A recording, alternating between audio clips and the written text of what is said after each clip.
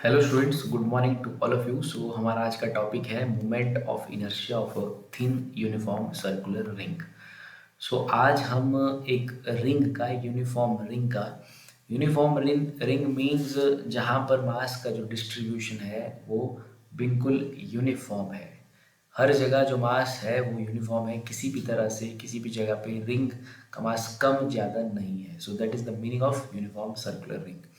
तो वैसी ही एक यूनिफॉर्म सर्कुलर रिंग के लिए मोमेंट ऑफ इनर्शिया का एक्सप्रेशन सॉल्व करेंगे। So first of all we take a ring. So मैंने यहाँ पर एक रिंग कंसीडर कर लिया है एंड मुझे इस रिंग का मोमेंट ऑफ इनर्शिया निकालना है about an axis that is perpendicular and perpendicular to the plane of the ring and passing through the center of the ring. So let suppose कि ये हमने एक एक्सिस लिया है जो कि इस रिंग के सेंटर में से पास हो रहा है और रिंग के प्लेन के परपेंडिकुलर है। So in this case we have to find moment of inertia of this ring, this uniform thin ring of radius capital R and total mass capital M about an axis, about an axis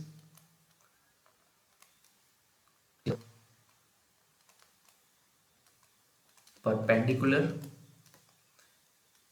and passing through the center, which is perpendicular and passing through the center of ring. So यहाँ पर perpendicular का मतलब है this axis is perpendicular to the plane of the ring. तो हमें एक axis के about में इस रिंग का moment of inertia find out करना है जो एक्सिस इसके सेंटर में से पास हो रही है और इसके प्लेन के परपेंडिकुलर है। जैसे मान लीजिए कि ये रिंग एक्स वाई प्लेन में है, so the perpendicular axis basically the Z axis there. तो इस एक्सिस के अबाउट में हमें moment of inertia find out करना है।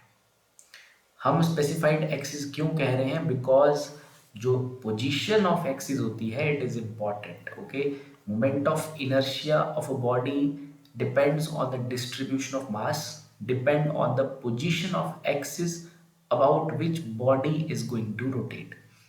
So that is an important point here.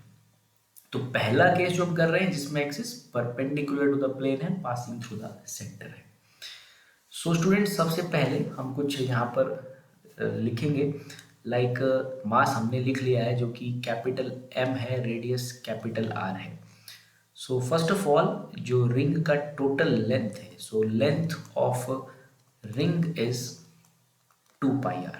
यहाँ पर जो रिंग का जो टोटल लेंथ है वो 2πr है।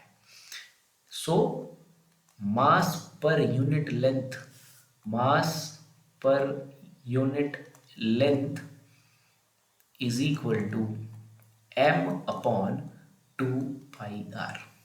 असल में हम ये सब क्यों कर रहे हैं? बिकॉज हम सबसे पहले एक छोटे से पोर्शन यहाँ पर सेलेक्ट करेंगे और उस छोटे से पोर्शन का मोमेंट ऑफ इनर्शिया निकालेंगे। तो उसको पता करने के लिए, उस छोटे से पोर्शन का मास पता करने के लिए हमें मास पर यूनिट लेंथ की जानकारी होना जरूरी है। So we have the length of ring 2 pi r. So mass per unit length is total mass upon total length there. It is m upon 2 pi r. So now let us consider a small element of length dx. Let us consider a small element of length dx on circumference of ring, on circumference of ring। हमने एक dx length का मास यहाँ पर select कर लिया। सो ये कुछ इस तरह से हमने एक छोटा सा एलिमेंटल पोर्शन सेलेक्ट कर लिया। Therefore mass of that ring is then mass of that small portion is, जिसकी लेंथ जो है वो dx है। So the mass of this small portion is equal to length multiplied by mass per unit length m upon 2 pi capital R.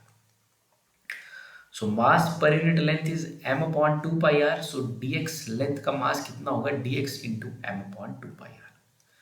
So now हम इस छोटे से portion के लिए पहले एम वाई फाइंड आउट कर लेंगे, हमें इसका मास पता चल चुका है. So that was our ring and we have that axis that is passing through its centre here. Then now हम इसके छोटे से पोर्शन का एम वाई फाइंड आउट कर लेते हैं. सो moment of inertia of this portion is, this small elemental portion is equal to, so mass is like m dx divided by 2 pi capital R. moment of inertia का formula होता है mass into distance square. distance like distance from the axis of rotation, it is just equal to radius.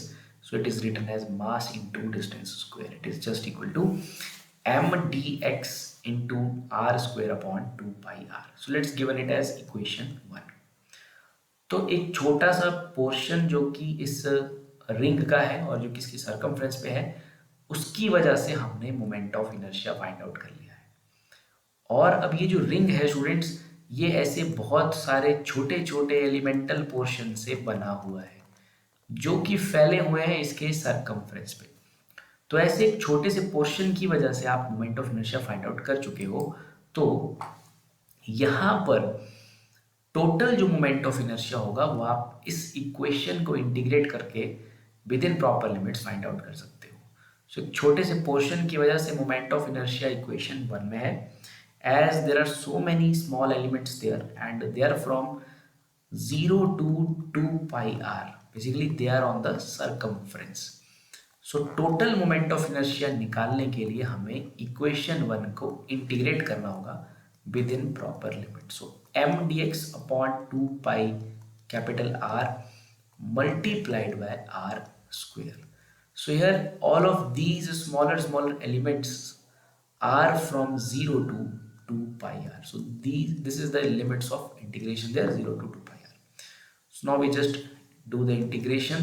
So m upon 2 pi capital R multiplied by r square. So integration of dx is basically x and our limits are from 0 to 2 pi capital R.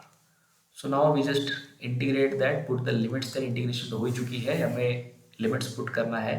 So m into r square upon 2 pi capital R multiplied by upper limit is 2 pi capital R, lower limit is 0 there, so it is 2 pi R minus 0.